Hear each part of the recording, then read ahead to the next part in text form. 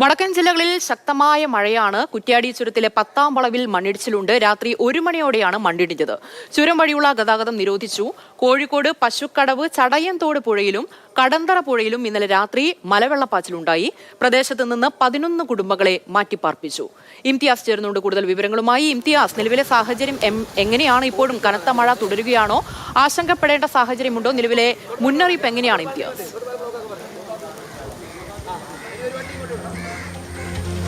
ഉമൈബാൻ, തീർച്ചയായിട്ടും ഇന്നലെ വൈകുന്നേരം ഒരു 6 മണി തൊട്ട് കോഴിക്കോട് ജില്ലയുടെ വിവിധ മേഖലകളിൽ കാര്യമായ രീതിയിൽ തന്നെ ശക്തമായ മഴ പെയ്തിട്ടുണ്ട്. കുറ്റ്യാടി മേഖലയിലൊക്കെ ഇന്നലെ കനത്ത മഴ പെയ്യുകയും ചെയ്തു. അവിടെ ഈ പശുക്കടവിലെ ഉൾവനത്തിൽ ഉരുൾപൊട്ടിയതായിട്ടുള്ളൊരു സംശയം ഇന്നലെ പറയുന്നുണ്ട്. അതിൻ്റെ ഒരു കാരണമെന്ന് പറയുന്നത് തൊട്ടിൽപ്പാലം പുഴ തുടങ്ങിയ ആ ഭാഗങ്ങളിലെല്ലാം വലിയ രീതിയിലുള്ള കുത്തൊഴുക്കും മലവെള്ളപ്പാച്ചിൽ രൂപത്തിലാണ് ഇന്നലെ കാര്യങ്ങൾ അനുഭവപ്പെട്ടത്. അതോടുകൂടി അവിടെ നിന്ന് ഒരുപാട് കുടുംബങ്ങളെ മാറ്റി താമസിപ്പിച്ചിട്ടുണ്ട്. ആ ഭാഗത്ത് മാത്രം ഈ ഉരുൾപൊട്ടിയെന്ന് സംശയിക്കുന്നതിന്റെ തൊട്ട് താഴെയുള്ള ഭാഗത്ത് മാത്രം 15 കുടുംബങ്ങളെ മാറ്റി താമസിപ്പിച്ചിട്ടുണ്ട്. കാവിലുംപാറ ഭാഗത്ത് 20ഓളം വീടുകളിൽ വെള്ളം കയറിയതിനെ തുടർന്ന് അവിടെയും കുടുംബങ്ങളെ മാറ്റി താമസിപ്പിച്ചിട്ടുണ്ട്.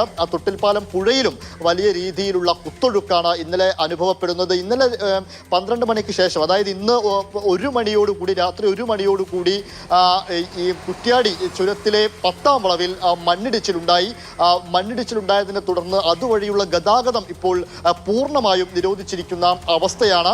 എന്നാൽ ഇന്നലെ അർദ്ധരാത്രി 12 മണിക്ക് ശേഷം കാര്യമായ രീതിയിൽ മഴ ആ ഭാഗത്തൊന്നും അനുഭവപ്പെട്ടിട്ടില്ല. മഴയ്ക്ക് ശമനമുണ്ട് എന്നും അവിടെ നിന്ന് റിപ്പോർട്ടുകൾ വരുന്നുണ്ട്. ഇതോടുകൂടി ഒരു പക്ഷേ ഇന്ന് രാവിലെയൊക്കെ കാര്യമായ മഴയില്ലെങ്കിൽ, പുഴയിലെ വെള്ളം കുറഞ്ഞാൽ, അവിടെയുള്ള വെള്ളത്തിന്റെ അളവ് കുറഞ്ഞു കഴിഞ്ഞാൽ ഒരു പക്ഷേ രാവിലെ 10 മണിയോടുകൂടിയൊക്കെ ഈ ക്യാമ്പിലേക്ക് മാറ്റിയ ആളുകൾക്ക് വീടുകളിൽ എത്താനാകും എന്നുള്ളത് തന്നെയാണ് കരുതുന്നത്. അപ്പോഴും വീടുകളിൽ ചെളിയൊക്കെ കയറിയ അവസ്ഥയാണ്. അതൊക്കെ നന്നാക്കിയെടുത്തതിന് ശേഷമായിരിക്കും അവർക്കൊക്കെ വീടുകളിലേക്ക് വരാൻ പറ്റുക.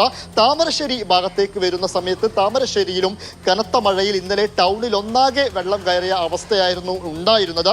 അവിടെ ഇന്നലെ രാത്രി പെയ്ത മഴയിൽ ഈങ്ങാപ്പുഴയിലെ മസ്ജിദിനകത്തേക്ക് വെള്ളം കയറിയിട്ടുണ്ട്. അവിടെയുള്ള ചില കടകളിലേക്കും ചെറിയ രീതിയിൽ വെള്ളമൊക്കെ കയറിയ അവസ്ഥയിലാണുള്ളത്. കൊയിലാണ്ടി മേഖലയിൽ ചെമ്പനോട് ഭാഗത്ത് ഈ രീതിയിൽ വെള്ളം വലിയ രീതിയിൽ ഉയർന്നതിനാൽ, വീടുകളിലേക്ക് വെള്ളം കയറി തുടങ്ങിയതിനാൽ ചില കുടുംബങ്ങളെ ചെമ്പനോട് മേഖലയിലും മാറ്റി താമസിപ്പിച്ചിട്ടുണ്ട്. ഇങ്ങനെയാണ് കോഴിക്കോട് ഇന്നലെ രാത്രി അടക്കം പെയ്ത മഴയുടെ ഒരു പൂർണ്ണമായ ചിത്രം നോക്കുമ്പോൾ ആ മേഖലയിൽ നിന്നുള്ള ചിത്രം ഇങ്ങനെയാണ്.